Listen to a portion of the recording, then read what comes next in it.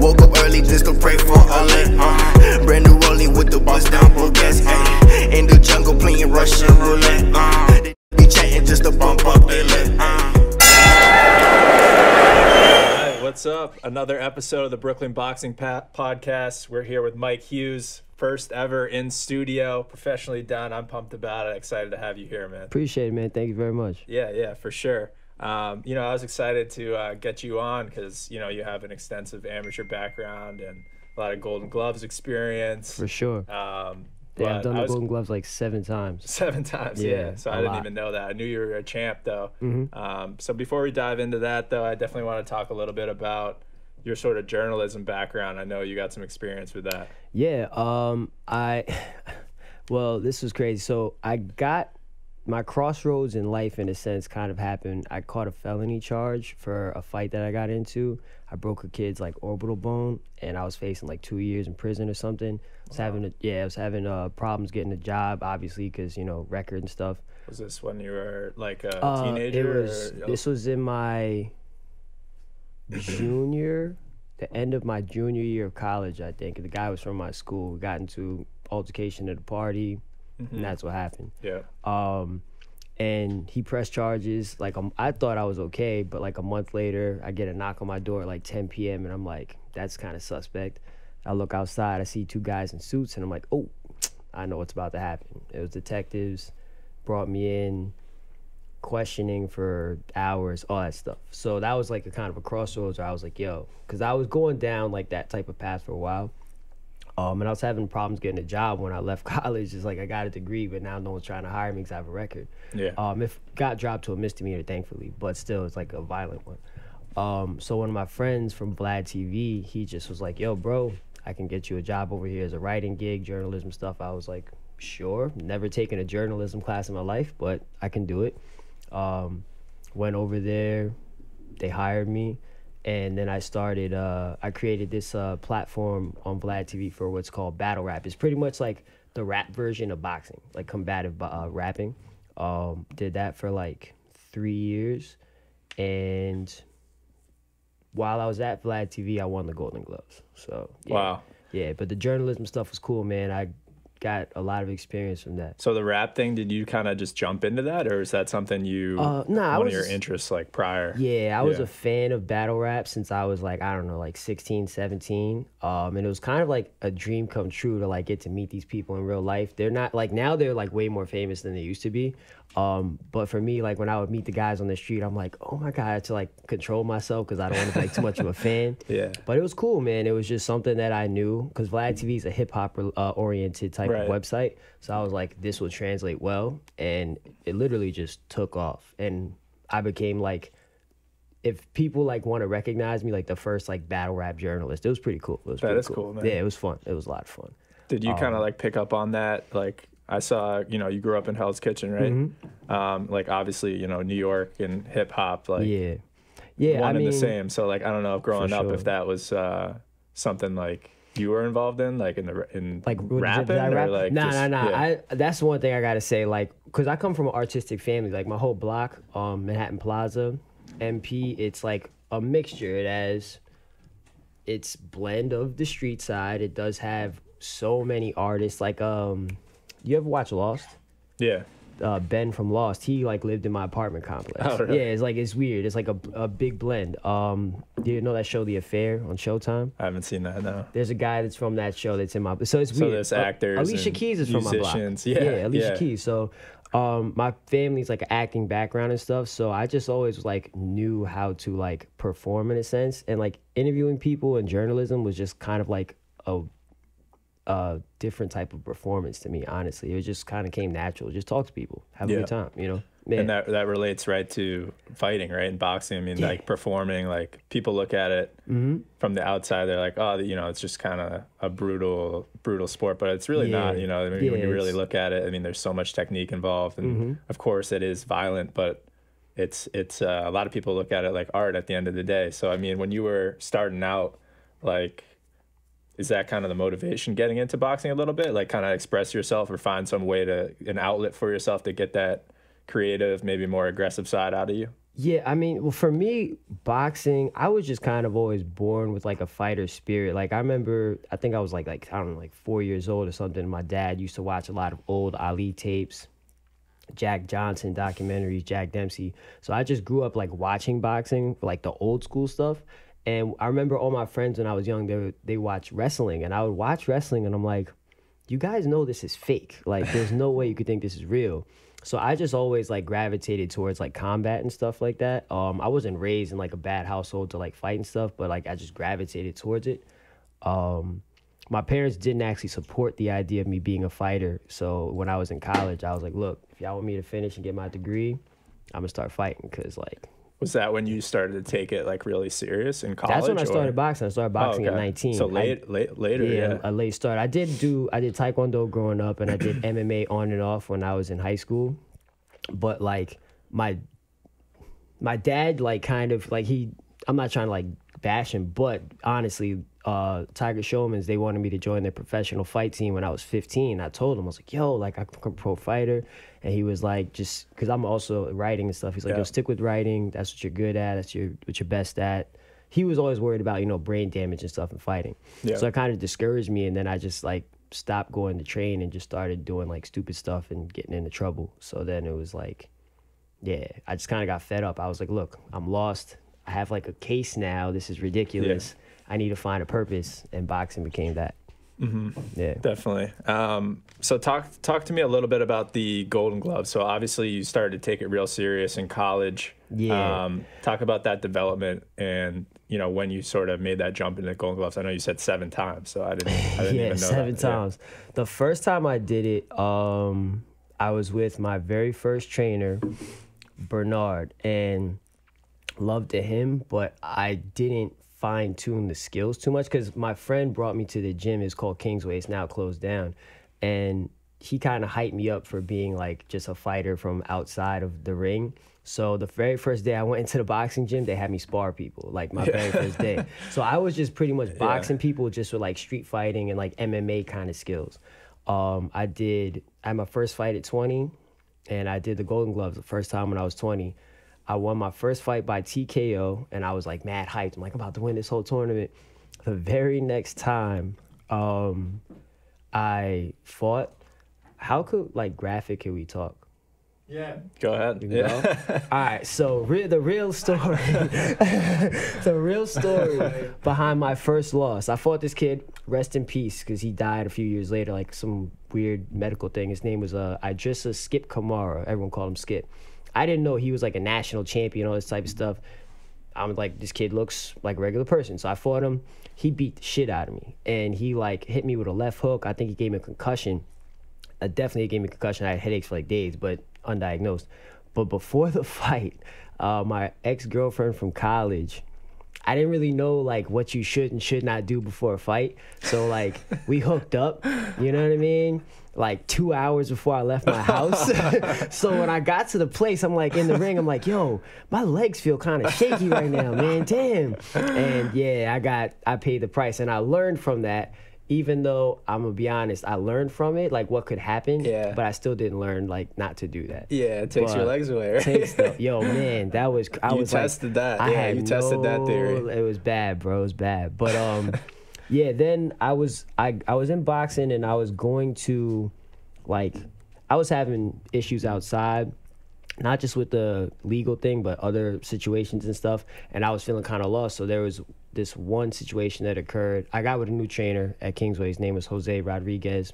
Loved him. He held me down so much outside of the gym. But I was having some major problems, and I told him, I said, yo, bro, like I called him like crying one day. I was like, look, I'm leaving everything. Like I'm about to join like the Marines and stuff. And he just like pleaded. He was like, yo, Mike, just please like stay with me. Let's try for the Golden Gloves one more time. Let's see. And I was like, all right. So I stuck around, started fighting with him, got like a couple fights before the Golden Gloves, was beating everybody, jumped into the gloves. I was kind of like unknown, like no one knew who I was. They were just like, who is this guy? Yeah, like, well, how are you, having that success early on? Like, would you say like your natural athleticism, or was it your... Because I mean, to jump right into a Golden Gloves, like for people that don't know, like that's legit. like a very legit tournament. Yeah. I mean, with guys who I mean, everyone in there pretty much has pro aspirations. Yeah. Well, the year that I won, it was 2012, and there were like 4 guys in my division that shouldn't have been in my division. I won in the novice, so you're supposed to have no more than like 9 or 10 fights. But there were like 4 guys that had like on record like 20 to 50 fights. And surprisingly enough, I beat all 4 of them. Wow. Yeah, I don't know. I've always had good fight instincts. You know what I mean? You grow up in New York, and if you indulge in fights outside of a ring, like in the streets and stuff, you just learn certain instinctual things that could just like help you out. So I just had good fight instincts, honestly. I guess you could say I'm pretty athletic, but when you talk about, as we'll get there maybe later on, my boy Khalif from my gym, certain people have different levels of athleticism. But, you know, yeah, man, I went in and I was just focused. I trained so hard for that whole tournament. Like, it was insane. I would train like 5 hours a day. It was nuts. 4 or 5 hours, run like 5-6 miles a day, train 6 days a week. It was crazy. What was your style like? Were you trying to like get guys out of there earlier, or were you? I've never known myself to be like just like a one-hitter type of guy. I'm just always like a workhorse. Some people in the gym that I'm at Church Street now, they call me either La Machina, the machine, or Machine Gun Mike, because I throw a lot of punches. So just high volume and high just wear volume and just guys. work. Yeah, I just try to stay relentless, but at the same time, I don't want to be like pinned as like a one-trick pony. I try to just pride myself in just being able to adapt, because there's been fights where I've started off like losing the first round clearly, maybe the first round and a half, and I always make like, you know, adjustments, and then I can pull out a win later on, hopefully. But but volume is my thing. So on that championship run in the Golden Gloves, take me through that and tell people a little bit about how it works in terms of, you know, you're fighting back-to-back day, like multiple times a day, that sort of. It wasn't multiple times a day, but depending on how many people are in your division, you have to fight either. You could fight literally straight to the finals if there's just you and one other person, but I had to fight 5 times, so I had to fight a lot. My first fight was in like Newburgh, upstate, and I fought this southpaw from Cops and Kids, and I'd seen him years prior, and I knew he had a lot of fights. I was like, he's not supposed to be in my division, but I'm not going to complain. And which Golden Gloves was this for you? 2012. Okay. Yeah, so I'm working with him, fighting is like super close, but like like I said, I make adjustments. I made adjustments in the last round, and I was just like tagging him with some real clean shots, close the show. Second time I fought was in Brooklyn, deep in Brooklyn. I fought this guy. It was kind of just like unanimous, just outworked him. Third fight I had, the third fight was the one that kind of put me on the map, so to speak, because I fought this kid named Aaron Fulford, who was supposed to be like the favorite to win everything. He just won in the summer the New York tournament. He's on record at the time having like a 30-3 record, which is crazy. Like, you shouldn't be in my division, and he hit real hard. So I got matched with him in the corners. I remember when like they called me Michael Hughes, they introduced me, it was just like crickets. And then when it was Aaron Fulford, everyone in the place just went crazy. And I just pretty much shut everybody up. And everyone that was cheering for him in that fight just started cheering for me by the end of it, because I just like, I don't want to say I destroyed him, but like I did very good work. Yeah. He hit me with some hard shots though. That boy's power is no joke. The semifinals fight, I fought this guy named Grashino Yancey. Shorter dude, jacked arms, like massive. And I could tell from like fights before, he used to bust guys' face up. I'm like, he probably hits real hard. And this was also the first time I fought in Staten Island since I lost to that kid, Skip, the Golden Gloves before. So I was nervous. I'm like, oh man, this is like redemption time. I'm in Staten Island again. And I remember the first punch he threw was like, the first like hard punch he threw was like a right hook. And I like jumped back and it like just went past my chest, and it was so hard that I felt like a gust of wind like hit my chest. So I was like, oh no, I'm not getting touched by this. So I was just dancing for like 2 rounds. He got tired and I was just sticking and moving. Like I said, I adapt. I'm not that just muscular build, right? Like, you gas quick probably, right? A little bit, but right? he gassed quick, but I was also touching him a lot. Like, I was just pop move, just sticking in and out. So I kind of displayed my boxing ability. And then the third round, I just pressed him. And then the last fight I had was with this guy named Yurik Mamedov. And he's a pro now. He has like a belt in the pros, real strong French dude. We spar since, like, Yuri's mad cool. That's my boy. Yeah. But I'm not gonna lie, like, when I matched up with him in the finals, I was nervous because the very first fight I had that year when we were in Newburgh, I saw him and I was like, yo, coach, like, we gotta watch for this dude, bro. He's kind of a beast. Like, he's just like a pressure, relentless dude. Honestly a little bit more relentless than I am in a sense. And I saw like footage of him like fighting back in France, winning all these big medals and stuff. So I was a little bit nervous, not gonna lie. And also it was at Madison Square Garden. Like, that's like right in my neighborhood. It was crazy. How cool is that? That was incredible. You don't realize how big a venue is until you're there early when no one's there and you see just empty seats and you're like, yo, this space is huge. Crazy, man, huge. And the crazy part is, for the finals, I trained so hard for that my weight class was 141. I came in weighing 137 pounds. Wow. Like, so low. They were like, yo, go eat a steak. I'm like, I got you. And how many days in between are these? Oh, I mean, the Golden Glove fights are spread out. So the Golden Gloves, you might have like a week, 2 weeks, 3 weeks. It depends on, when you go. So are guys cutting weight a little bit? Or? Yeah, I mean, you always have to cut weight and keep it down. But it can't be too drastic, right? In terms of the cut? Yeah. It depends on how guys, you maintain. Some people, they'll come in on weight and then they'll have 2 weeks to go for the next fight, and then they'll come in like 5 pounds over, and you got to lose it within 2 hours or you're done. But yeah, when I won that, so to tie it all into the legal thing, with that situation, there were 2 other people that were involved, and I was trying my hardest not to get anyone else caught in that situation. I lost like one of my best friends from high school. He thought I snitched on him and stuff, but I'm like, my man, I know where everyone in your family is. Like, if I wanted to get you caught, you would be caught in like 48 hours. Yeah.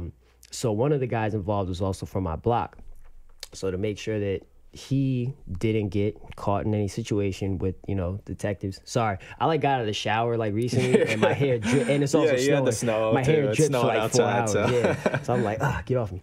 But for like the entire time I was training for the Golden Gloves, like 9 months, I didn't talk to any of my friends from my block, just to protect that one guy from getting pinned. So I'm in the finals. The fight goes on, the final bell rings, take my headgear off, and I just hear like certain screams of voices I haven't like heard in a while, but I recognize them. And I look into the crowd, and all my friends from my block came out to support me, even though I hadn't talked to them in like 9 months. So that was pretty cool. That's awesome. My mom was there, my sister, my ex-girl, and that was the first time I remember thinking like, yo, like I just really like gave my mom something to be proud of, instead of like me getting into some stupid situations, So that was like a really dope thing. Yeah, I mean, to accomplish that at MSG. Yeah, it was incredible. I mean, for a kid from New York. That was the last year that they had it at MSG. Yeah. Yeah. I mean, I think they came back to it, but it's not called the Golden Gloves anymore. It's called Ringmasters now. So I think that was the last time. It was awesome, man. Yeah, I mean, I can't imagine what that's like walking into MSG, kid from New York, and winning the Golden Gloves like that. Yeah. After that journey. Mm-hmm. And was it was a tough fight, right? I mean, it was tooth and nail. I'll be honest. Like I said, my boy Yuri, bro, he's a beast. He's a beast. I was nervous in the fight because he was pressing me so much, but I'm a very good counterpuncher as well. So I was just fighting off, my back foot, fighting off the ropes, catching my clean shots. I hurt him with one left hook. I threw like, by punch numbers, I threw like a 5-6-3, like two uppercuts and a hook, and I hit him so hard with the hook. I remember I felt like my whole like body just vibrate, and you saw his legs kind of buckle for a second. So I was like, I got him. Yeah. But he always holds a lot, so he held me. He's a smart fighter. He's tough. There's another fighter from my block named Christina Cruz. She holds the record in the amateurs for the most Golden Glove wins in history. She has like 10 Golden Gloves. So the fact that like I was fighting on the same like night as her, I wanted to come out victorious. I wanted to be like another one from the block. So it was awesome, man. Yeah, you couldn't duplicate it. That's awesome. Yeah, that was literally the best. So now, you're at Church Street. You're training people there, and before the interview started, you mentioned how you're starting to get ready for a professional debut. Yep. So talk to me a little bit about Church Street as a whole. I mean, it's an awesome gym. Such a cool gym, and a lot of great people there. But talk about training people there at Church Street. Gotcha. And is that something that you really have a passion for? Maybe when you're done with competing yourself, you'd maybe want to train some people, stuff like that. Yeah, or pro fighters, or right. Yeah, definitely. I mean, the thing that's funny is like for Church, when I started training people technically in Taekwondo when I was like growing up, like my instructor would have me teach like some of the little kids classes. And then when I got to St. John's, I started a boxing program with another guy in like my last semester at St. John's. I already started teaching people. And I had to leave Vlad TV, the journalism job, because Vlad tried to like he was like, I'm not trying to bash him, but I'm just being honest from an employee standpoint. He was a little bit harsh at times. So there was one time, last time doing Golden Gloves at 141, 2015, he asked me to work an overtime shift on a Saturday, and I told him, hey, like I just told his wife is HR. I told your wife that I can't do it. I have a fight. And he said, look, Mike, you're not understanding me. You're going to work the overtime shift. And I was like, you have like 5 other writers. I'm not the only person. I can't do it. I worked last week. And he's like, either you're going to work it or you're terminating yourself. So I was just like, I like physically can't do that. You know, there's nothing I could do. So I tried to negotiate. I offered to give him like half of my paycheck. I'll write in the morning from home. I'll write at night. I'll go to my fight. He said, no. I offered to give my entire paycheck. I'll write in the morning, cover some articles, write at night. He said no. So I had to quit Vlad TV abruptly on the phone with him, like in the Bronx, leaving my gym at that time, because he wanted me to work an OT shift or, I don't know. He was just, kind of a harsh dude. Sorry, where are we going with this? We were just talking a little bit about like Church Street training. Yes. Yeah. So that's the tie it all in. So from church, after I did the Golden Glove, sorry about that, I started working independently as a trainer on my own. I had no like value for my like price and like my time. So what I started doing was I was like charging people like $20 for an hour. Like it was hilarious. I would go like all the way deep in Queens, train someone like 7 a.m. for like $20. I didn't know any better. I was like, all right, whatever. I got to church, started working as a front desk person only, not even as a trainer. And it became like an accident that they like put me on the schedule because someone like missed their class. So they needed someone to cover and I jumped in. And then there was another time, one of the guys, he like overbooked his hour. So they needed someone to train him and they know I had experience. So I just did that. And eventually I just fell into it, just like full time. I left the desk and I've grown such an appreciation for the life of a trainer because it's very, very tiring, but it's something that I really like to do. It's awesome. For sure. Yeah. Yeah. I mean, for myself, like I love to train, but there is like a clear difference, obviously, as you know, with like the boxer size and like actually actually training. Right. And like, you know, I like both, honestly, like, you know, taking some classes and stuff just to get a workout in. But there's another side of, I'm going to get a workout in while actually learning something about like how to actually throw the punches, how to defend yourself, your footwork, everything like that. So, I mean, obviously people learning from you, people like yourself with real experience in there is like, I feel like people nowadays are kind of losing that. Like there's a lot of boxer size, which is great. You know, people want to get in shape and use boxing a little bit to do that. But you know, it's important to understand the basics. Yeah, to know. Like, I always tell people in my classes, I have a saying, I'm like, there's 2 types of boxing in today's world. There's Instagram boxing, and then there's real boxing. Right. A lot of like, you see people do these quick, the combos. Yeah, it's like, bro, anyone can literally do that. You just have to rehearse it enough You're just times. playing patty cake. Like, you're not playing patty cake. Try to do those little fast slips in a real situation, you're going to get hit. Try to do those funny blocks, you're going to get hit. I can do the Instagram stuff if that's what you want, but I come from fight boxing. Yeah. I think people like see that maybe from like Floyd. You think of like on the 24/7, and he's just kind of like going like this real slow, and Roger Mayweather's doing it, and like fast. it looks great. It's like, oh man, like this guy is he's doing it in his sleep, but it's like, to be honest, just kind of getting warm there. He's not and like working through the reactions, exactly, like reactive type things. To be honest, Floyd Mayweather, love to him because he's one of the best ever, without a doubt, hands down, to do it. But he changed a lot with boxing. From a training standpoint, he made it cool for people to just learn Instagram fitness boxing rather than fundamental fight stuff. To get to Floyd's level, you should need to go through the basics first. He also made it so that pro fighters now, you're so much under the microscope and there's so much more pressure on you to remain undefeated. Like, let a person go from 25-0 to then 25-1. and their next fight that they lose, it might be over. Back in the day, Gotti, Leonard, Ali, whoever, Tyson, whoever you want to name, 100%. Yeah. they all had several losses and they could still draw a big fight. 100%. AJ versus Ruiz too. Talking about, oh, if he loses a second time, his career's over. What? Come on, bro. 2 times. People have short because of attention Mayweather. span Respect now. to him. He raised the level of perfection. Something that I did learn to become more appreciative of in terms of just like being a trainer is the fact that when it comes to price, a trainer will charge, a boxing trainer, whatever he charges, and then you compare that to a weightlifting trainer, charge whatever he charges. The weightlifting trainer, respect to all of them, but for the most part, their job is setting you up with your station, making sure form's correct, and then they, all right, come on, pick it up, da-da, you got it, go. Boxing trainers, we have to be super hands-on, physical, doing all this type of stuff, and then it comes the big point of, all right, so now your client or whoever it is you're working with wants to spar with you.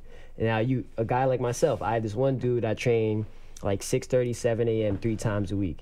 He's 6'3", 210, 220 pounds. He's trying to spar me. He doesn't actually know how hard he hits. Right. And I'm like over here like 147. Now, granted, I have skills, but we as trainers, as boxers, like we have to do like in all honesty, the most work, and we put ourselves actually in a lot of danger in a lot of situations, you know? Yeah. But people don't ever see that. They're like, oh, you're just a boxing trainer. Like, no. You shouldn't just get to punch me. No, I'm going to raise my price and pay that, please. Yeah. Right. Something I learned. Yeah, the sparring thing is kind of funny because it's like, you're still throwing punches here. This isn't really. We're not just playing like one-on-one pickup basketball. Nah, like, it's not that. like it's not the same. That. Like it's really not the same. So, you know, I'm not. I don't have an amateur boxing background or anything like that. But I've sparred, and you know, I like to train just because I'm a fan of the sport. Right. But I love to train too. It's like a blast for me to do it, and I really do like learning. So that way, I understand what I'm watching. Is the biggest thing for me, and I'm like, I gotta get in there and spar if I'm going to be talking about this, because I don't want to be one of those guys. I respect that. Yeah, you know what I mean? So sure. like, I plan to continue to spar and whatever. But like, when I first got into it, you know, I quickly realized I'm like, I knew what I was like getting into, but it just reaffirmed it to me. I'm like, this is not. Even if you're quote unquote light sparring, taking it easy, it's not like a joke. Yeah. You're still getting popped right in the face, like, you know, a lot of the head guards, like your chin is out. It's definitely out. Your chin is out. I mean, your nose gets damaged, everything. Like, you could punch wrong, your wrist could get hurt, your hand could break. Even if you go light sometimes, you never know. Like, people have to appreciate the process of trainers, fighters, anyone who does it. You know what I mean? You have to appreciate it because it's legit, not a joke. Yeah. And you can hit someone with a light jab today, and because they took a hard shot yesterday, that light jab can, you know what I'm saying? You never know. Yeah, you never know. For sure. And like, even in the gym with understanding, a lot of these fighters, like their biggest wars are in the gym. Yeah. Like, spar wars, people see the fights and they see what's in the ring and they're like, oh my God, like either that was a war or this guy got out of there real clean, and it's like good, like he didn't take damage. The point is not to take damage, although obviously for the fans it's fun to see a war. But like these guys, even like a guy like Floyd, like you don't really know. I mean, behind closed doors, no one sees the spars. He's gone through who knows how many. I'm sure he's been in some battles and spars, like 100%, because everyone has. Everyone has a bad day in the office. The thing is with sparring, it's weird. It's like, if you're going to have a bad day and get beat up, you want it to be in sparring. Everyone gets beat up at some point in the time. Like, preparing for a fight. Even Errol he mentioned that against. He's like, Floyd is. You know how Floyd is. Like he rarely will like give that credit, discount himself in any way. You know. So, but he was talking about. I saw some interview. He was like, you know, I sparred Errol some years back, and like he definitely gave me some good work. And just for Floyd to say that. I think he said that about Devin Haney too. I think he said about both of them. I mean, it's legit, man. People, like you said, they don't see the process. And the process is filled with so much pain, honestly, and just overcoming that pain. So, yeah, it's no joke at all, man. No joke. Not at all. Yeah. So you're jumping into the pro ranks now. you mentioned who's your head trainer? I'm gonna start working with Don Saxby out of Gleason's Gym in Brooklyn. He has, you know, a bunch of pro fighters. Yeah. His like main guy that I know of is Mikel Lapierre. Call him Slick Mick. He fought once on the Zone for a world title. He has a couple guys, the Burrell brothers, Jude Franklin, who I'm gonna spar with on Thursday. Actually, he's undefeated so far, doing very, very well. So yeah, man, I know he can get the ball rolling, and that's what I want. So Definitely. Yeah. And at this point, I mean, you're obviously not a young fighter, right, to be jumping into the pro ranks, but you have an amateur background. There's many ways to look at it, right? Like, you started boxing later, so you haven't taken a lot of damage. So it's like there's pros and cons, to everything. But I guess your mindset jumping into the pro ranks now, are you looking to, you know, let's get right into it, let's be super active, like first, second year, or are you trying to, what's your mindset going in? I mean, right now I feel more ready than I ever have. You know, I have more awareness, more experience, just better understanding of everything. Like, I'm in the ring sparring and I like see things that I didn't see before, you know, and I've fought some beasts in the amateurs. You know, I've really fought some tough dudes, and I sparred some real tough dudes. So I feel super ready right now. Once I get my first fight down, if he calls me 2 weeks later, a week, it's not, as long as I'm good to go and I'm healthy, I'm with it. Like, I'll definitely like to stay as active as possible. I don't want to be one of those guys that's, especially when you're starting out in the pros, you want to get active. When you start making, you know, like big money later on, then you can start doing 1, 2, 3 fights a year. But I want to get busy. If I can get, you know, 6, 8 fights in a year, 10 fights in a year, I'm cool with that for sure. Yeah, I mean, that's very busy. That's busy. But that's very you know busy. What's funny is, like, that's busy for today. But when you think back to like the 1920s, 30s, 40s, dudes would fight like 4 times in a month. It was insane. Like, with no headgear, horsehair gloves, like it's crazy. But I want to stay active, bro. I want to stay active. And are you going to be, I guess, starting out like your first fight, how many rounds are you looking? Yeah, I mean, I would probably just do the standard, just start out 4 rounds. If they get me a good deal for like a 6-round fight for my first one, as long as like the financial aspect is good. Because you want to build up to that, obviously, and like feel that, Yeah, as long as it makes sense, then I'll do it. I'm conditioned for that right now. Like, I spar all the time, endless rounds. But I'll probably just start out how most people start out. Floyd Mayweather, Oscar De La Hoya, everyone, 4-round fight. May the best man win. You know what I mean? Yeah. I'm not about to come out here doing a Lomachenko and starting off with a 12-rounder. I'm not doing that. Yeah. Not quite that far. I mean, he had like, you know, 300 amateur fights or something. 400. 400. Yeah, it's ridiculous. So, I mean, ridiculous. That's different. With only 1 loss. That's incredible. Yeah, and he avenged it. Yeah, it doesn't make any sense to me. It's incredible. That guy's a freak. Yeah. He's next level. But yeah, man. So let's jump into like this past year, 2019, sort of highlights. Just I wanted to touch on some of my like favorite moments and like obviously what's kind of forming for 2020, that sort of thing.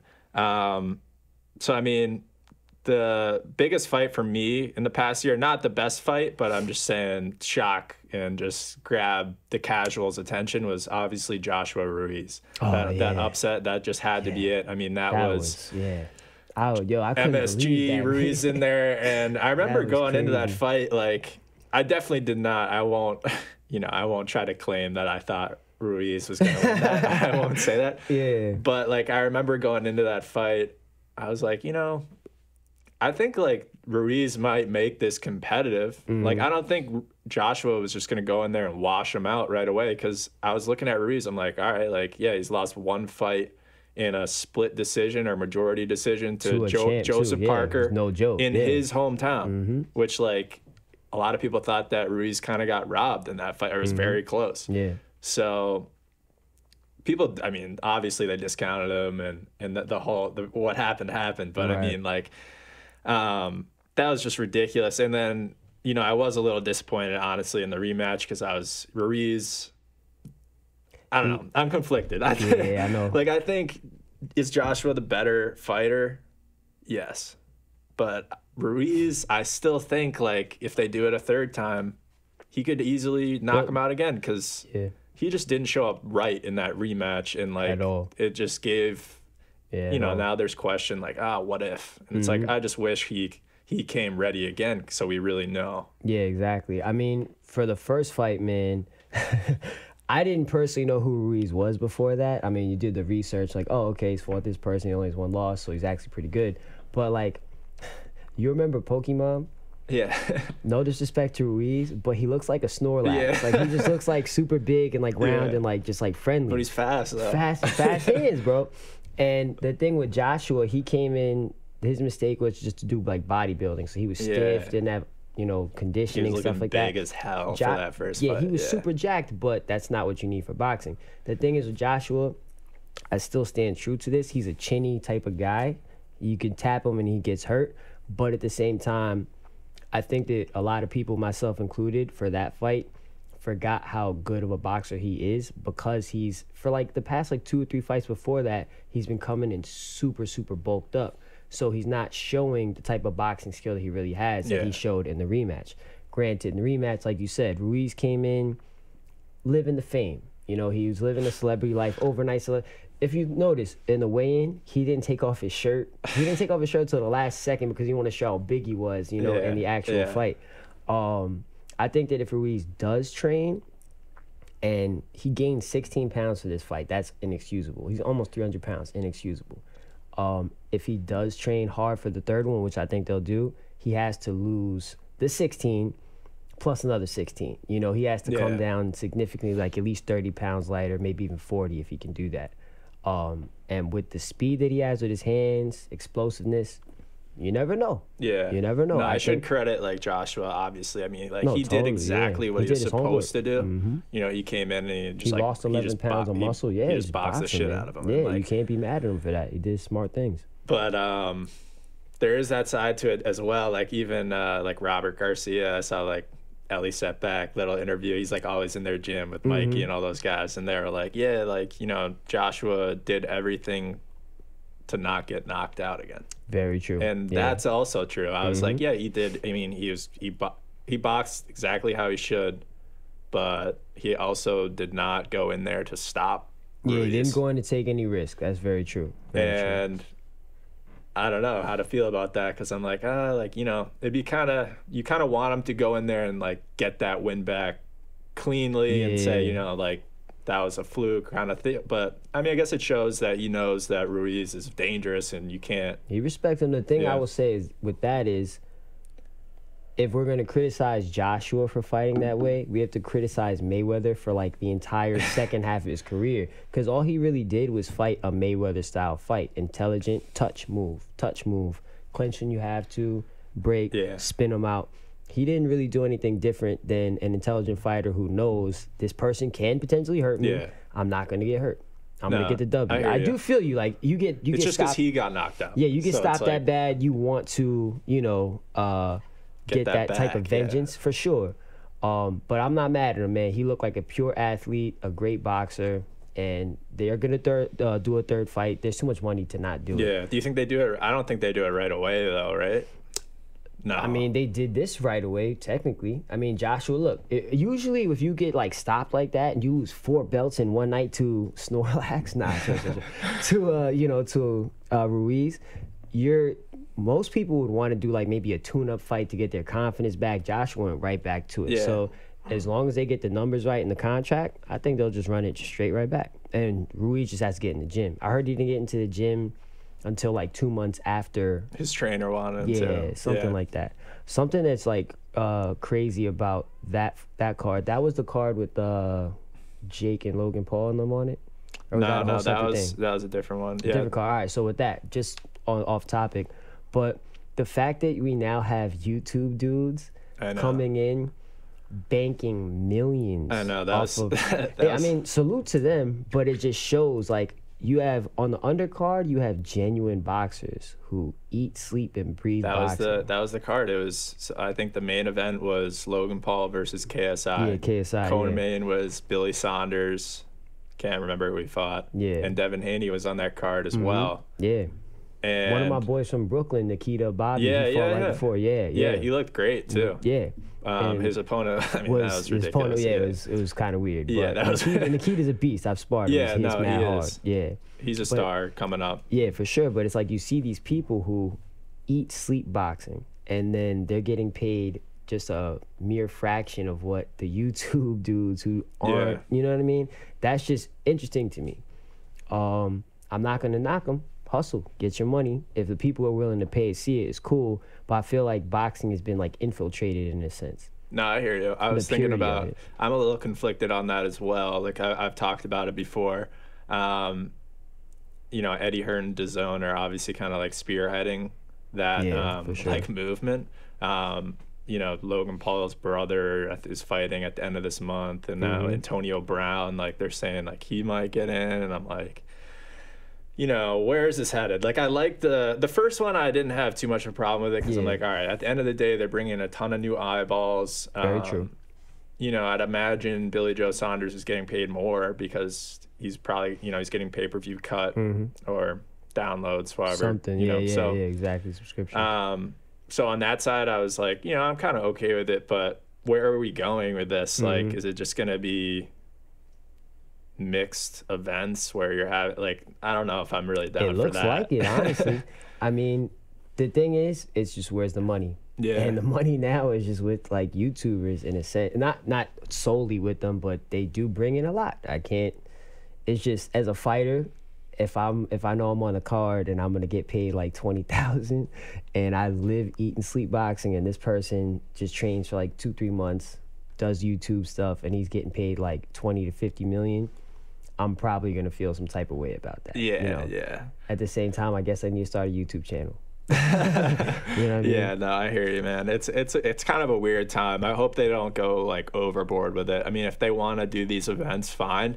Maybe have some younger guys like on the undercard, but like I don't want to see top of the line fighters mixed in with these. No, I don't want to see that. Yeah, it's kind of like a smack in the face. In a sense. No. But it is interesting what DAZN's doing. Like I do like their model, like of the you know, subscription based, and they're signing all of these new well, not new, but you know, stars and up and coming guys like a Devin Haney, and you know, they just picked up Mikey Garcia, and I do like what they're doing. It'll be interesting what they do in 2020. You know, obviously with Joshua signed with them, Canelo, you know, Canelo has that record-breaking deal with DAZN. Incredible. He had a great 2019. I'm very interested to see what he does in 2020. Yeah. Mostly from like a weight. He's trying to go like light heavy and stuff. Well, yeah, his last fight was light heavy against Kovalev. Kovalev, yeah. And yeah, that's something I kind of wanted to talk to you a little bit about too. Is you know, he clearly has found a home to an extent of where he wants to fight weight wise. I would say super middle. You know, 168, maybe stay at light heavy, but it seems like he doesn't want to be cutting that much weight anymore. Which I think is a good thing. I mean, I think weight cutting as a whole is obviously kind of a necessary evil, but it obviously has its negative effects. And you know, I've seen one of your posts in the past about a time you fought in Puerto Rico. Oh man! And you know, you had a crazy weight cut. So I mean, if you want to dive into that.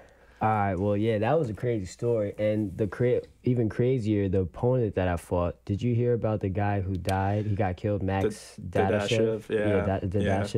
Dadashev. His opponent, that's the guy that I fought in Puerto Rico, the guy who killed him.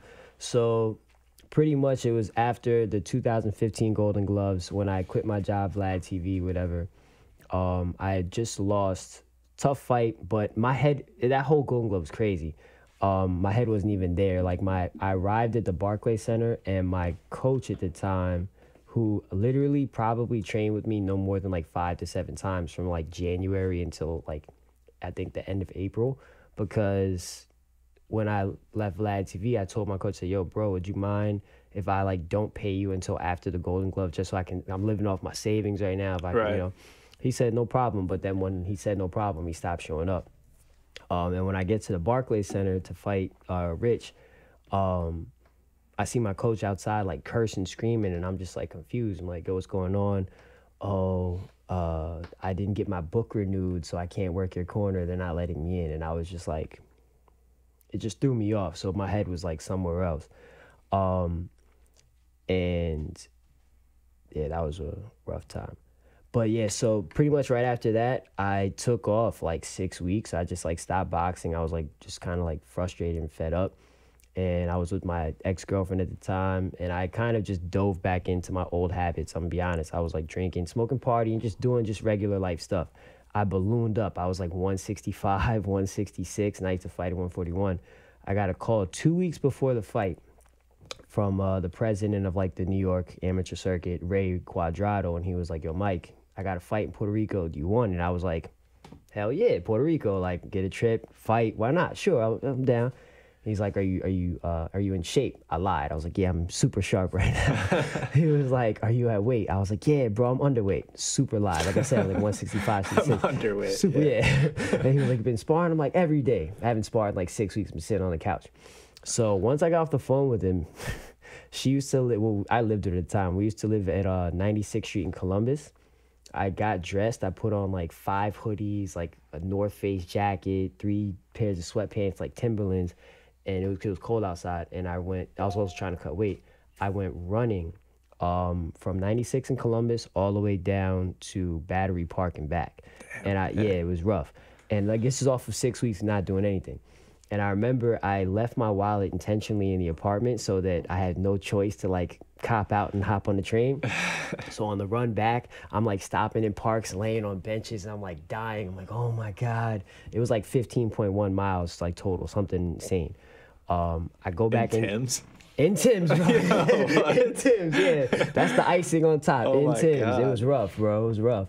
I cut like probably, I used to cut weight faster back then too. I cut like, I don't know, like 8 pounds, something like that. It was like nuts.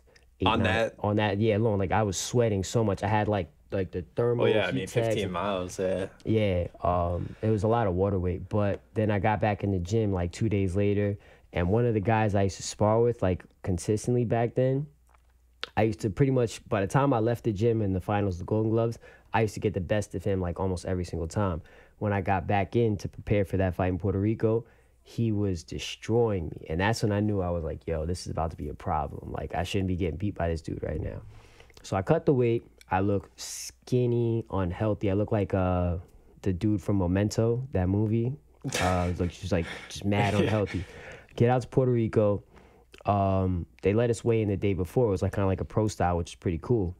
So when you were going through this weight cut though, were you like limiting? You were obviously limiting food and water, right? There wasn't much of a science to it. Probably, yeah, I didn't study stuff back then. I would just do what I did. Like I would eat like, just felt terrible. Yeah, horrible. I would eat like little Gerber cans of baby food. I would have like maybe a piece of like fish that was literally like this cube, and then like 2 peanuts. Like I didn't know what I was doing, but I was just like, I can't eat a lot and I can't drink a lot. I would have maybe like Pedialyte, like a cap full every like 2 hours. Like I was dehydrated. I looked very unhealthy. It was awful. Like cutting weight is, any boxer would tell you, probably the most miserable part of boxing and just fight training. But when I got out there, we weighed in the day before, and then I made a second mistake because I'm so starving and like parched that I want to just replenish everything that I lost. So me and my boy Christian, we went to this buffet, and he did like, the smart thing, took a regular meal, bro. And I tell you, my plate was like this. It was a mountain of food. It was huge. It was insane. And I ate like all of that to the point where there was like just pains like in my stomach. I was just like, yo, I ate too much. I'm hurt right now. Yeah. And I had stomach pains like up until the next day, like when I got to the venue for the fight. I ended up fighting, like I said, that guy Subrio Matias, who killed Max Dadashev. Yeah. And he dropped me twice in the first round with body shots. I had to get up, fight through it. I was like, I'm not coming out here to get stopped. It was also televised in Puerto Rico, so I'm like, I'm not getting stopped by anybody. And no headgear. No headgear. And an amateur bout. Amateur bout, no headgear. And the dude hit like a brick. So I was judging myself. I'm like, yo, am I like soft? Like, what's wrong with me? Like, this dude is hurting me right now, for real. But do you feel like maybe it, like, aside from him hitting hard, that weight cut, I mean, it had to. The weight cut, but what was the effect on you? The overeating. because my body like I was like bloated and cramped. I couldn't actually take like normally like you might still hit hard, but I'm not gonna fold like that. Like it was literally like I'd never been hurt like that from body shots before, and I think it was from overeating the day before. You feel slow in there? Slow, sluggish. Felt like my stomach was moving around. It was just bad. It was bad. No excuse. But this is the actual story behind it. Yeah. And he dropped me a third time in the third round with the body shot. My eye was black, had like a busted lip. But salute to that ref. He let me keep fighting because a lot of refs would have just slaved it off. But I was like, nah, I'm good. And I finished the fight. But yeah, I was judging myself. I'm like, yo, like, am I soft or does this guy hit hard? And then come to find out, yeah, he hits hard. He's stopped everyone he's fought. So. Yeah, for sure. But that weight cut, man, it's no joke. No joke. Yeah, there's a lot of a lot of videos and stuff coming out with weight cutting, kind of like showing the dangers of it It's and bad, just how extreme it is. And I would say more on the MMA side, honestly, like in terms of fighters and people like putting videos out there. I haven't seen too many boxers. I don't know, for whatever reason, but obviously it's a big part of boxing as well. But yeah, I mean, that weight cutting, I mean, one, you can't be your best self the next day, even if you rehydrate. And then also the hydration of your brain, like you gotta be, you're definitely more chinny. Yeah. Things hurt you a lot more. Dangerous. I mean, you know, sad to bring it up, but Patrick Day, like his passing, terrible. Horrible. And horrible. You know, you just think, you know, I know people said he used to cut a ton of weight, and he was a little bulky before. Those those factors, it just makes you think like, damn, like you know, these guys, this weight cutting it's an issue. Yeah, it is. Honestly, it really is. So it's good to see Canelo and you know, even on the MMA side, like McGregor's fighting. You know, at 170, and you know that's more towards his natural weight because he used to get down to 145, look like a skeleton, ridiculous. But it's good to see, I guess, you know, some of these guys in MMA and now Canelo in boxing seem like they are trying to stay more around their natural weight.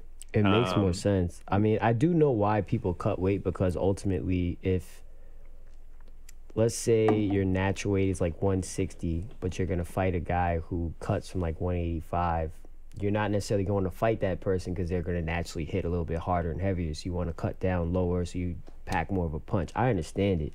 But yeah, the weight cut itself, it just depletes you of like so much. Yeah.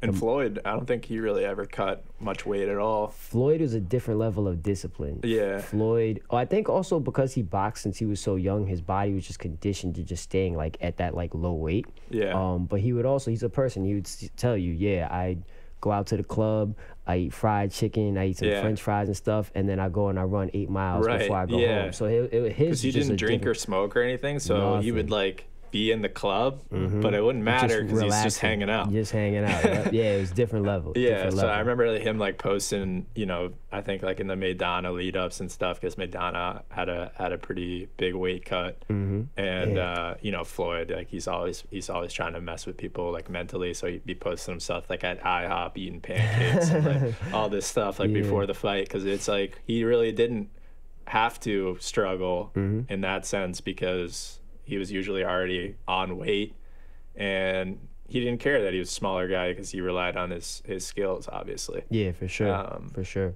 Which, you know, that's the best way to do it. But I mean, not everyone has his skills, right? So, I mean, to get an advantage any way you can, I get why people do it, but it's just like, man, like this is intense. And guys are dropping 20 plus pounds. Like, I think that some people they have like a mental block in terms of like accepting the fact that, yo, like I can have success at a higher weight. Some people think that they're only going to have success at whatever weight they're used to fighting. And even if they get older and it becomes harder to cut the weight, I think that they just mentally are like, you know what, I shouldn't go up. Guys hit harder, blah, blah, blah. You know, I think that like doubts kind of play into that as well. Honestly, that's what I think. But I hear you. Yeah, that weight cut is rough, man. For the heavyweight division, just to talk about in 2020, kind of the landscape we got ahead of us. So just to lay it out there, we have Wilder, obviously, fighting Fury in February. Yeah. So, I mean, massive rematch. Everyone knows that. And then we got Joshua hanging around, and he has all these mandatories, like for his belt, like mandatory defenses. So people are saying like it could be Usyk, it could it could be like Pulev maybe. And you know, if he doesn't take those, he could be forced to drop one of those belts by those belt commissions. Right. Which is like, I hate that. I hate that about like, because like one, you look at, you know, ideally you would have boxing be like the UFC model in terms of one weight division, one champion. Yeah, right. But, you know, in boxing there's 4 recognized belts, and, you know, Deontay has WBC, Joshua has the rest, and then Tyson doesn't even have a belt. He just has the lineal championship. So it's like these mandatories, man, if they hold up what's supposed to happen, like in my mind, it was a Final Four. Right. Yeah, exactly. Joshua and Ruiz. Joshua won. He's in the finals, and now we're waiting for Fury and Wilder.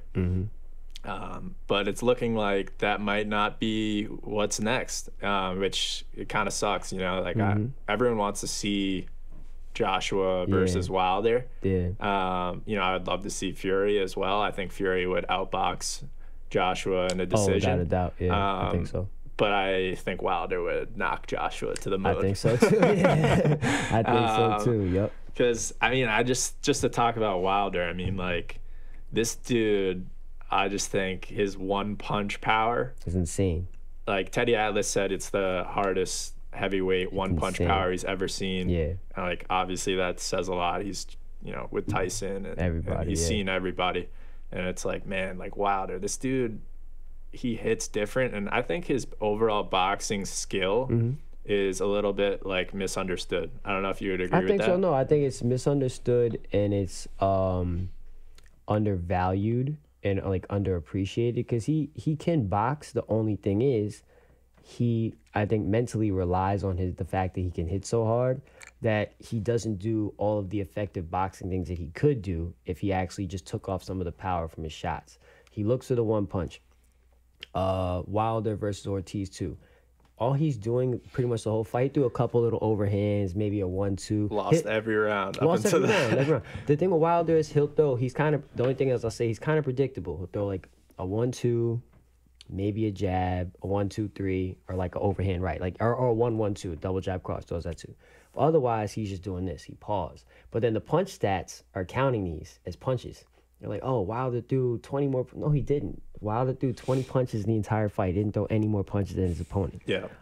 He said it. He said, you know, they have to be perfect for 12 rounds. I have to be perfect for 2 seconds. It's very true, and it's kind of unfair, but you know, it's true. I think that his boxing is though underappreciated, and I think he's got a chin too. He has a A1 chin, solid chin. I mean, he might get knocked back, maybe wobble, but he's not dropping. He's not. No, yeah, I don't think he's ever been dropped. I mean, Ortiz in their first matchup, he definitely that was crazy. I thought Ortiz was like gonna finish him at one point, but I mean, like what you said about the pawing too. The way he blinded Ortiz, like he set him up, he just guided him. He guided him over, and it's like if you 2 more inches, right there, yep. Like if you just relax for a second, it's like that's it. That's all he needs. He just needs like one. And the crazy part about the right hand, you didn't see him wind anything up. It was just which was unusual, honestly, a little bit, because like he usually comes in for the finish, like. And this was just like right off, boom. Like, that one honestly didn't even look like he threw it. Like he tried to throw it hard. Right? He was just like, all right, oh, I got him, guys. You know, it's like one of those. The thing is, for what they're doing right now with the Wilder and Fury going at it for the rematch, I feel like, because in what we talked about earlier about boxing being so focused on having that perfect record, they're kind of compromising like future matchups, because Joshua, when he lost to Ruiz, all Joshua, Fury, and Wilder have to do is just stay undefeated, and they can continue to get fights amongst each other and make big fights happen. But once you make one of those people take a loss, it just drops their stock so much in today's society. And it potentially, like let's say Wilder loses to Fury, then people might say, oh, I don't even want to see him versus Joshua anymore, and compromise a fight that we could, you know what I mean? Yeah. So I don't know. That fight is so interesting. The Fury Wilder? Yeah. Yeah, totally. Like, who do you have winning that? Oh man, like I got to go with Wilder. Okay. I think Wilder catches him. The one punch? I think he catches them. Yeah, Okay. I think he could go. It could happen in the 12th round. That's the thing. It could happen in the first round. Mm-hmm. But I basically, the way I see the fight playing out is basically, I doubt Tyson Fury's gonna do what he says he's gonna do. Like, he was like, I want it to be like Hearns and Hagler. right. I like Hagler Hearns. I No come out way. and just fight right away, like first man fault. Like, nah. No way. I think he's gonna come out, No way. box, probably win every round, Mm-hmm. and then I think Wilder's just gonna catch him though. That 2-second dip.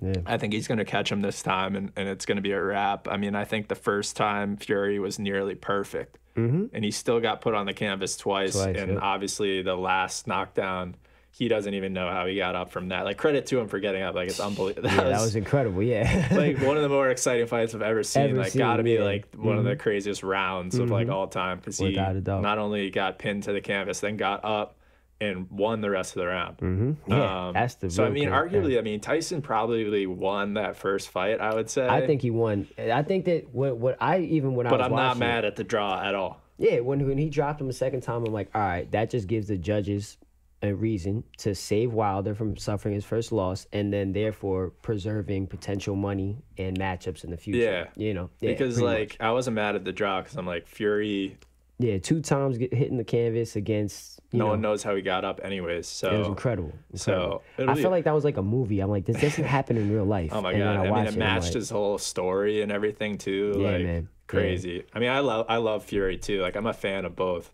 I think, in my opinion, Fury, I think, is the best heavyweight boxer around right now. Yeah, no He's doubt. like a modern day, I'm going to say this and people might like crucify me, but he's like kind of like a modern day Muhammad Ali in a sense. You could tell like that's his whole style, was just, the showboating, the loose, like twitchy type of motions, the jabs that he throws. He could turn southpaw too. He's super skilled.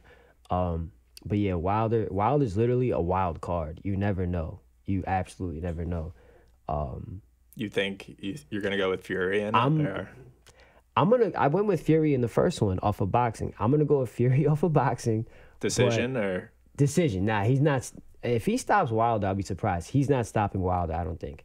And if he does actually come out Hearns versus Hagler style, that's foolish. But hey, live your best life. That's what you want to do. But I got Fury winning by decision. However, we just said Wilder's a wild card. Those 2 seconds, you never know what can happen. So I think they could probably run that back for a third time, regardless of the outcome. Totally, yeah. Unless Wilder comes out and just like sparks him in the first like couple rounds and just makes a statement, and then he's just like, "Give me Joshua," like tell your mandatories to like fuck off, like I'm ready, Facts. Which I would love to see too. That would be like incredible, America's heavyweight champ just like spark Fury and then just say, Joshua, like, it's on. Like, there's no one else. More. Like, it's me and you now. Yeah. And like throw them in MSG or like throw them probably in Vegas, but like right. Well, maybe they'll go back to Middle East. I don't know. But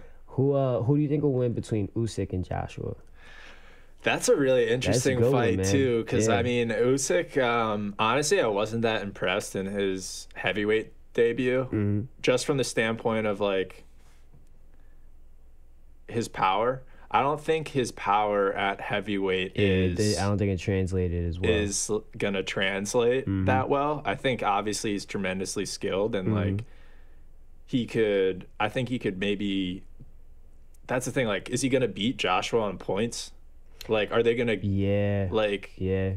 Is he capable of doing that? But then also, are the judges gonna give him that? Like, there's such a machine behind. Like, Joshua. there's such a machine. Yeah, like, are they really gonna let Usyk win like a majority decision? So it's like, I don't know, man. Like, I think Joshua probably gets that win because I don't think Usyk has enough to stop Joshua, even though Joshua is proven to be like a little chinny. Yeah.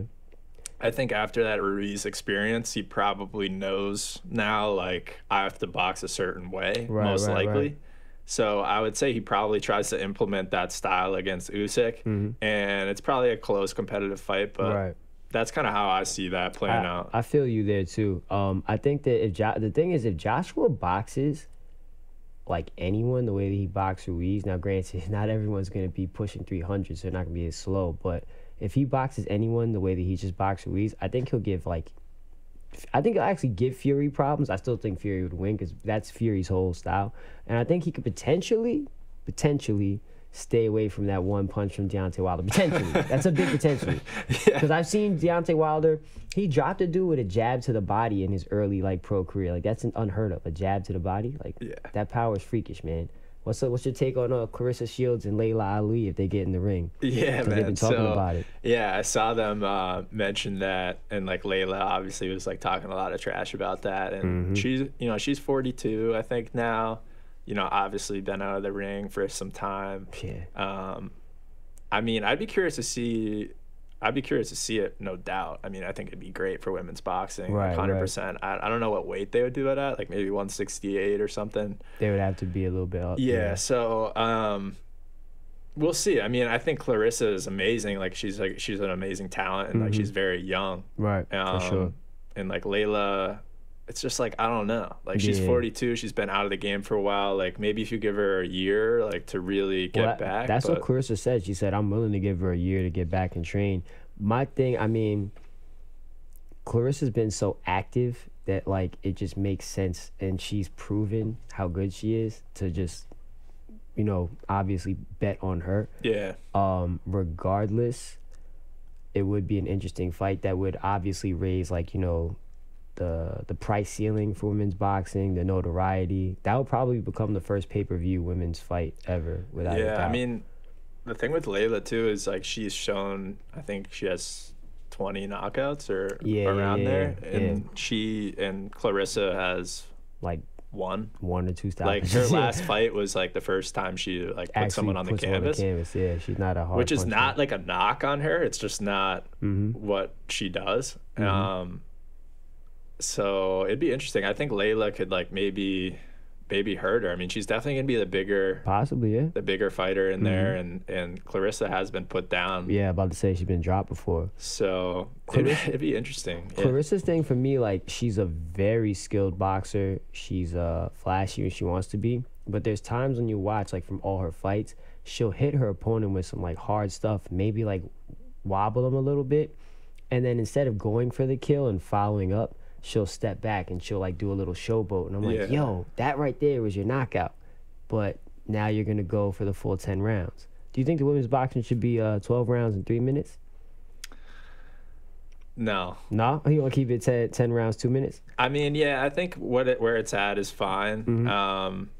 And honestly, just from like a viewing perspective, I think it's just like the best model for growing it right now. Okay, I hear you. If that makes sense, because like I think Claressa's a star. Like we can continue to market her, like keep it at how it is now, and like I would love to see her as a co-main event for like Canelo, like something big, like to throw her on the co-main like that. Right. And not that she like doesn't deserve the full time slot of like a 12-round fight, but it's just like I just think it caters best right now for the general public. I hear you. I think that's just, it's just reality. Like, there's not as much of an interest in women's boxing as there is men's boxing. So it's like, are people excited about Claressa? Yes, but like, I think right now that's fine, But I'd love to see her as like a co-main event for, something in 2020, maybe with Canelo or maybe a heavyweight showdown, throw her on one of those big cards just to get her exposure even more so. And then, maybe a year down the line, we could do a 12 with her and Layla because the interest would be there. I don't know if that really makes sense in terms of the Layla interest, but I don't know if you see what I'm saying. I hear you. Yeah, build it up with the format it already has. It's been rising. And then from there, try to make some adjustments to the timetable. And I hear that. I hear that. For sure. Yeah. So, I mean, I think there's so many exciting things in 2020. Like, boxing has great stars right now. The heavyweight division is alive more than ever. The welterweight division's on fire. We got Pacquiao, Thurman, Errol Spence, Terrence Crawford. I was going to say, if Errol, because the thing is this, Errol is now a variable. Like, before, he was just like the certified truth. He got into that horrific car crash. Thankfully, he's still alive because that was crazy. Do you think he'll come back in his next Wild, fight? Right? I mean, did you see the video of that? Insane, bro. I mean, it looked like a movie. It didn't even look real. Like, yeah, I mean, that's just like, he's so blessed to be alive. So blessed, yeah. And I pray that doesn't and happen uninjured, again. like, apparently. Apparently. You never know. They might just say that. But, hey, we saw him at, what fight was it?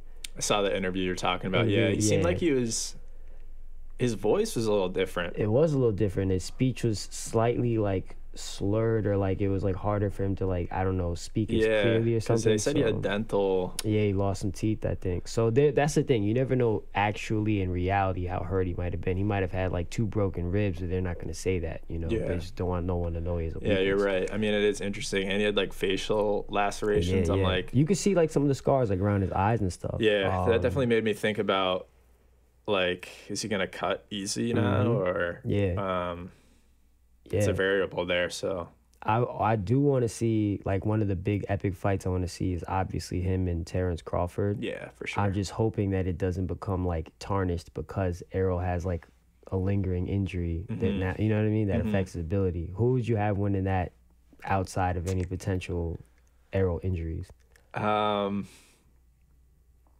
I would go with Errol, I think. Me personally, I would go with Errol too. And I love Terrence, and I would say Terrence is honestly like top 5 pound for pound right now. But I just think style-wise, if he were to, like, he showed in his last fight against that Russian dude, the Mean Machine, and he went toe-to-toe with him and like engaged in that war when he didn't have to do that. Yeah. And like, if he did that with Spence, I don't know. I think he's gonna get caught. Like Porter, obviously that's his style to come forward and be in your face, and like his chin is crazy. Yeah, and even he got dropped by Spence. So I just think in that sort of a firefight, which I think it would be. Right. Great fight. I think it'd be awesome, but I think Spence. Something that I noticed about Crawford in the fight with Mean Machine was that when I think he's a little bit too focused on going southpaw for the kill and staying southpaw, because Mean Machine was giving him problems. I noticed that Terrence throws his right hook. Him a little, yeah. And he throws his right hook kind of wide. So like when he's throwing the hook, Mean Machine was coming down the middle and catching him with clean shots. I feel like if he fought Spence would just come right down the middle. I feel like, honestly, if he fights Porter would give him a lot of problems too, because Porter gives anyone problems. Yeah, he's just a pit bull, man. Like, Porter is just an absolute dog. He's a monster. Yeah. That's an interesting one that I would like to see too. Yeah. I think actually Pacquiao potentially, because the speed and everything, explosiveness, he's better than you think he is until you stand in front of him. I think Pacquiao potentially can come right down the middle when Terrence is doing one of his wide shots. That's just my opinion. Yeah, you can't count Pac-Man out. I'm also like a diehard Pac-Man fan. Like, I lost $100 when he lost to Mayweather, so you know I got to ride for Pac till the day. Yeah, no, he's a legend. Yeah, it's my guy. But yeah, man. I mean, there's so many fights to talk about in 2020. Like, we could talk all day, bro. We'll have to have you on again. I'm with it for sure. This was a lot of fun. Appreciate it. And this is our first one, you know, in this setting, in this studio setting. So we kicked it off right with you. So I appreciate you. Thank you, brother. Yeah. Appreciate you too, man. Thanks a lot for coming on. Awesome. That was the first episode. Hope you guys enjoyed it. Maybe tell the people where they can follow you and all that. Yeah. Social media, I'm not like too heavy on it, but Instagram, that's like the main thing I do. You can follow me at Hughes. It's my last name, Hughes, and then Hughesin, I-N, Hughesin. Awesome. And then follow us on Instagram and Twitter, Brooklyn Boxing Podcast. This is going to be on all platforms soon, so make sure to check it out. Thanks, guys. Thank you.